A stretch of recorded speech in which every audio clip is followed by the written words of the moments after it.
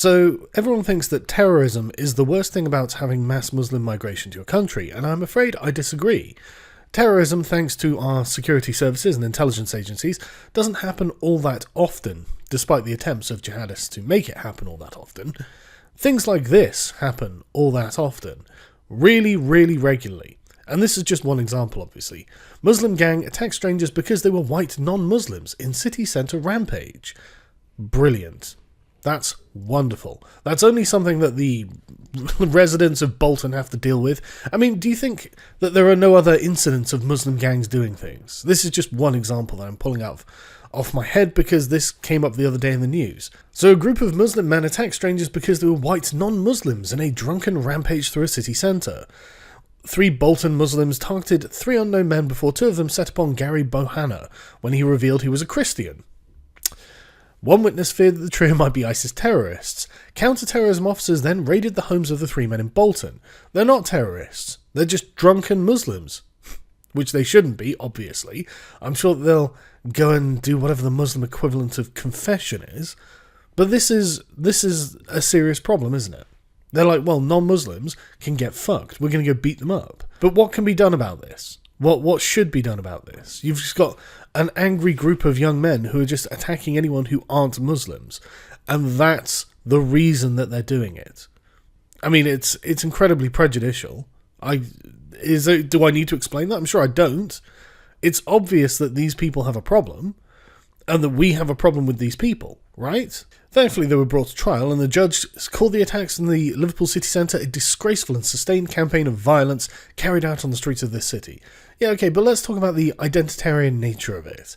I think that's important. Why is it that these people were happy to completely separate themselves from what I assume are their fellow citizens by determining themselves as Muslims and their fellow citizens as not being? And I really don't think that the language we're using here is very helpful. The court was told how fellow Muslim Edris Nosrati spotted 2 of the gang attacking a man in Bold Street.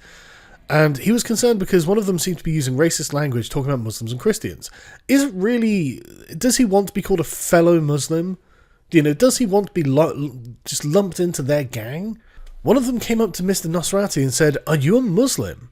Mr. Nosrati said he was, but the man said, "Well, what's the Muslim word?" He said Mr. Nosrati replied with a well-known Arabic phrase, "There is only one God and Muhammad is his messenger." And apparently this phrase is often linked with ISIS. Yeah, I imagine it is, given how they're Muslims too. But yes, this is a well-known Arabic phrase. Mr. Nosrati was told that you can go, but when he tried to stop them punching another man, one replied, "It's none of your business." Well, he's a fellow Muslim. Don't you think it might be his business? He followed the gang to Renshaw Street, where Mr. Bohanna was asked, "What are you?" And the victim was confused and one of them said, "I'm a Muslim, what are you?" And he answered, "I'm a Christian." So the attacker shouted, "Why aren't you a Muslim?" before punching him twice, breaking his glasses, and causing a 2-centimetre cut above his left eye. Well, because he's a Christian. He's a different religion, mate. But the point is, why does that matter? Because, and this is important as well, because in the West we're remarkably secular and we don't really do religious discrimination anymore.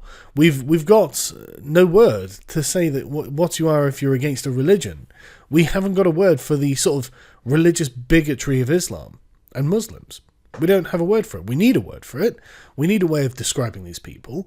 I mean, we've got one for people who don't like Islam, apparently, but we definitely need to be able to delineate between these people and other Muslims.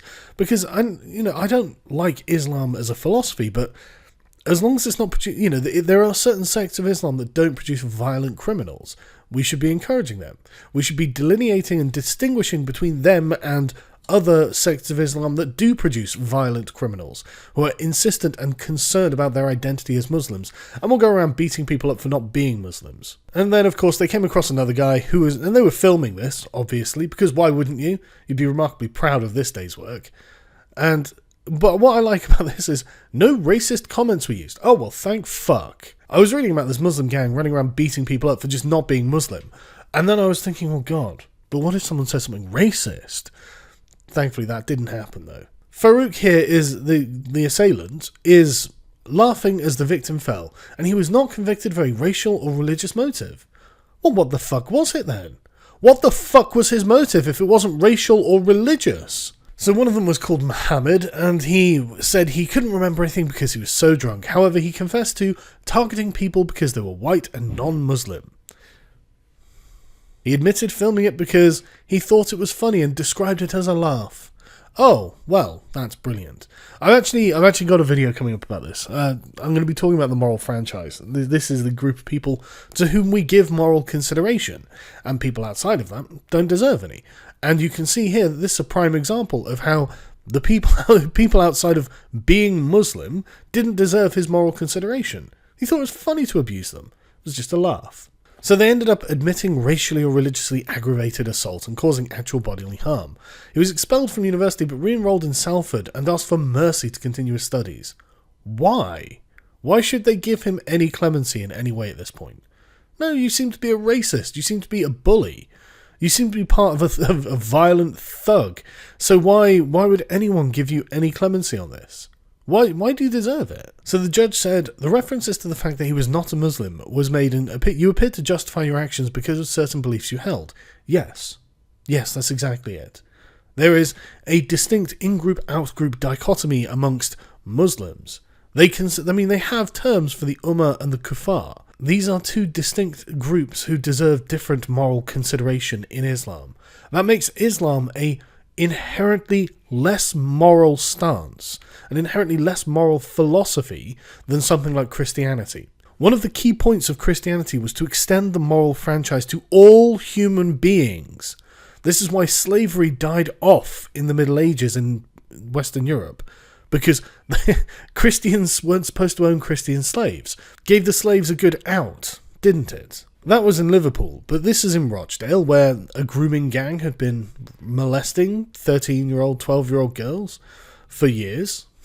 And the police were too afraid to do anything because they didn't want to be called racists. And the thing you notice when just scrolling through these guys' pictures is that they're not very young. They are mature, older men who know exactly what they're doing and why they're doing it. And they're doing it because they fucking can. Because we let them do this. And they don't care. Oh, look, this is the youngest one, a guy in his 20s. I mean, look at this. Taxi drivers, people considered to be pillars of the Pakistani community, and a Muslim preacher were among the 9 men jailed for the Rochdale grooming scandal in 2012. These people aren't like loser dropouts who can't get a job, who don't have families, who don't have responsibilities, who aren't considered to be authorities in their communities. No, these are people who are actually respectable, or should have been. These aren't kids. These are people who knew what they were fucking doing. And they didn't care because, not Muslim. Not fucking Muslim. Not my problem, not Muslim. I don't have to give that person moral consideration. That's what this is. Can't say I'm especially thrilled to see £1 million of my tax money going to give these people legal aid to fight deportation back to the shitholes that they came from. Rather annoyed about that, but hey, what are you going to do?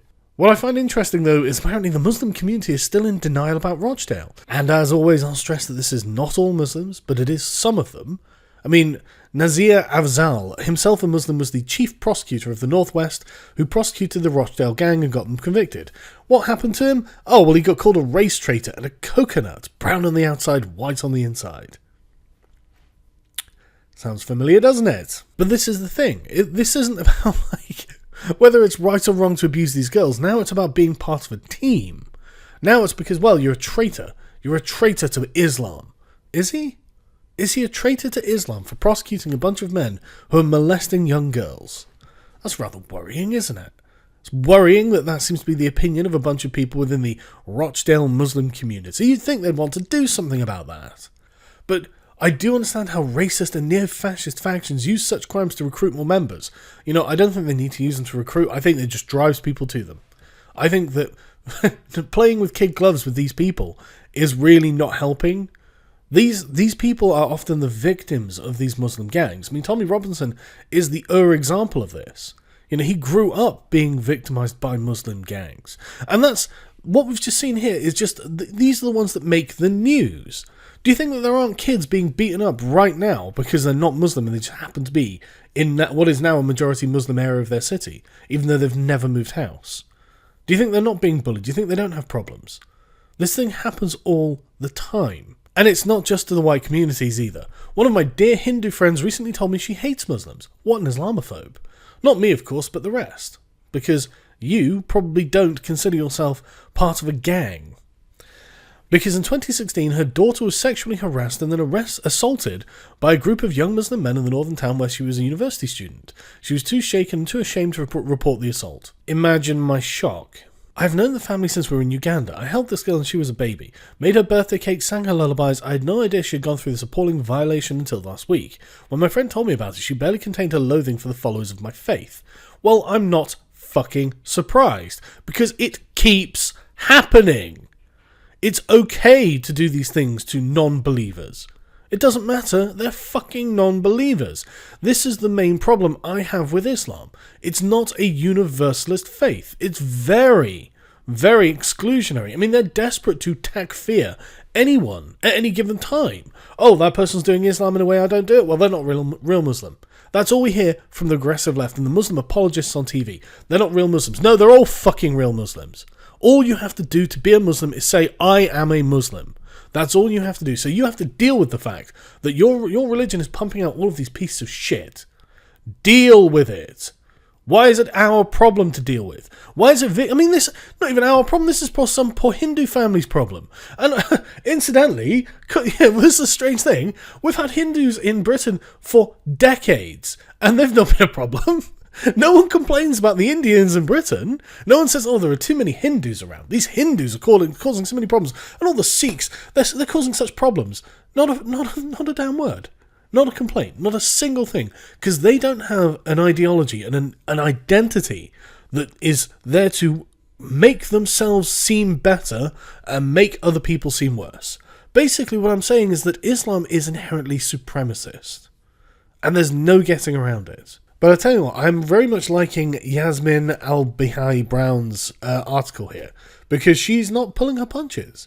A disproportionate number of Muslim boys and men are committing appalling offences, thereby encouraging a new wave of prejudice. Yes, they are. They are doing it. Get them under control. The majority of Muslims live quiet, fulfilling, law-abiding lives, and that's true. The majority of them don't want to do these things. But an increasing number of bros are joining terrorist circles or becoming drug suppliers or sexual exploiters. Because we let them. That's why. Because we will make excuses for them, because God forbid there's anyone who's a hint of just even slightly racist. That would be terrible. Way worse than raping a bunch of young girls. Way worse than running around beating people up on the street. Being a bit of a racist, way worse than acts of violence. Our prisons have never before held so many Muslim felons. Muslim males I grew up with were calmer and more honourable.